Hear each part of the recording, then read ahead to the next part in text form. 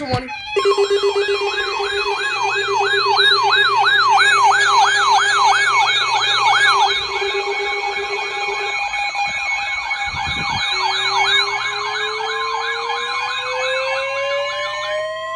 The National Weather Service in Nashville has issued a severe thunderstorm warning for Marshall County in Middle Tennessee, southeastern Maury County in Middle Tennessee, central Giles County in Middle Tennessee, southern Bedford County in Middle Tennessee, until 5 p.m. Central Daylight Time.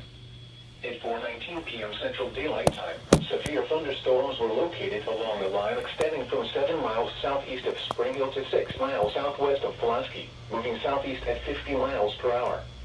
Hazard, 60 miles per hour wind gusts and quarter-size hail. Source, radar indicated. Impact, hail damage to vehicles is expected. Expect wind damage to roofs, siding, and trees. Locations impacted include Shelbyville, Lewisburg, Pulaski, Hornersville, Wartrace, Lineville, Normandy, Belfast, Franconia, Culleoka, Rouse, and Farmington. For your protection, move to an interior room on the lowest floor of a building.